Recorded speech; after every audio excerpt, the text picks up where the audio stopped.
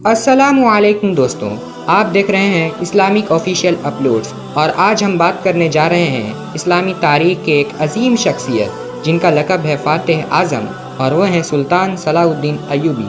تو آئیے جانتے ہیں اس عظیم شخصیت کے بارے میں۔ سلطان صلاح الدین ایوبی کا پورا نام الناصر صلاح الدین یوسف ابن ایوب تھا۔ ان کی پیدائش 1138 عیسوی میں عراق کے تکرت شہر میں ہوا تھا اور ان کا تعلق کرد قوم سے تھا۔ سلطان صلاح الدین ایوبی نے سلطان نور الدین زنگی کے زیر سایہ تربیت پائی۔ انہیں بھی سلطان نور الدین زنگی کی طرح ہی بیت المقدس سے عشق تھا۔ ان کا دور 12ویں شتابدی کا تھا۔ وہ ملک شام اور مصر کے حکمران تھے۔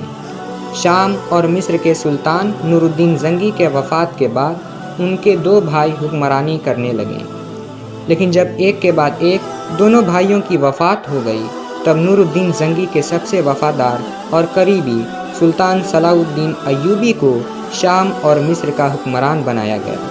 سلطان صلاح الدین ایوبی نے 1187 عیسوی میں جب بیت المقدس پر فتح حاصل کی تو انگلینڈ کا بادشاہ ریچرڈ، فرانس کا بادشاہ اور جرمنی کا بادشاہ فریڈرک کی فوج نے حملہ کیا، لیکن سلطان صلاح الدین ایوبی نے الگ الگ جنگوں میں فریڈرک کی فوج کو شکست دی۔ وہ جتنے بڑے جنگجو تھے اتنے ہی بڑے اور بہادر حکمران بھی تھے۔ بیت المقدس یہودیوں، عیسائیوں اور مسلمانوں کے لیے خاص اہمیت کا حامل ہے۔ یہودی اسے یوں مقدس سمجھتے ہیں کہ یہاں حضرت سلیمان علیہ السلام نے عظیم و شان عبادت گاہ ہیکل سلیمانی بنائی تھی۔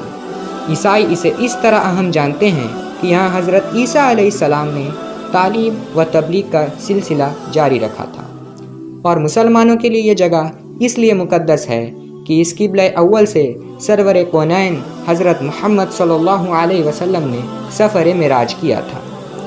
638 عیسوی میں خلیفہ ثانی امیر المؤمنین حضرت عمر رضی اللہ تعالی عنہ نے بیت المقدس فتح کیا تھا۔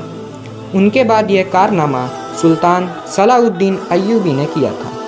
وہ انصاف پسند اور رحم دل بھی تھے۔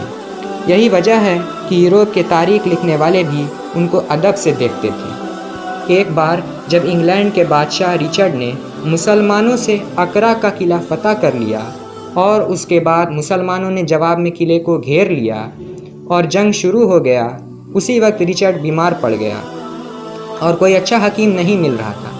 تب سلطان صلاح الدین ایوبی نے اپنے حکیم کو دوائیوں کے ساتھ ریچرڈ کے پاس بھیجا اور ان کا علاج کروایا۔ اسلامی تاریخ لکھنے والے یہ تک کہہ دیتے ہیں کہ اسلامی خلیفہ و راشدین کے بعد اتنا بہادر، نڈر اور بہتر حکمران کوئی نہیں ہوا۔ 12ویں صدی کے آخر میں فیصلہ کن موڑ آیا اور یروشلم کے آس پاس قبضہ کرنے آئے یورپی عیسائیوں کا صفایا ہو گیا۔ صلیبی جنگوں میں عیسائیوں کو ہرانے کے باوجود بھی یورپ میں ان کی شخصیت ایک اچھے حکمران اور بہادر جنگجو کی ہے۔ ان کے وفات کے بعد جرمنی کے بادشاہ ولہیلم نے سلطان صلاح الدین ایوبی کی قبر کو سجانے کے لیے پیسے بھی دیے تھے۔ ان کی وفات کے بعد ان کے پاس کچھ ہی درہم تھے، کیونکہ وہ اپنے دولت کو لوگوں کے لیے خرچ کر دیتے تھے۔ ان کے وفات کے بعد ان کے جنازے کا خرچ ان کے دوستوں نے دیا تھا۔ مگر افسوس، آج کی نوجوان نسل ہمارے تاریخ کے اصل مجاہدوں اور ہیروز کو چھوڑ کر نقلی سپر مین، بیٹ مین، آئرن مین جیسے فرضی کرداروں کو اہمیت دیتی ہے۔ شاید اس لیے ابھی تک کوئی دوسرا صلاح الدین ایوبی نہ آ سکا جو فلسطین کو یہودیوں سے آزاد کرائے۔ آج بھی بیت المقدس کسی صلاح الدین ایوبی کا منتظر ہے۔ علامہ اقبال کا قول ہے، نکل کے صحرا سے جس نے روما کی سلطنت کو الٹ دیا تھا، سنا ہے یہ قدسیوں سے میں نے وہ شعر پھر آشکار ہوگا۔ اگر ہماری ویڈیو پسند آئی تو ہمارے ویڈیو کو لائک کریں اور مزید ویڈیوز کے لیے ہمارے چینل کو سبسکرائب کریں اور بیل آئیکن دبا دیں۔ اب آپ سے اگلی نئی ویڈیو میں ملاقات ہوگی، تب تک کے لیے اللہ حافظ۔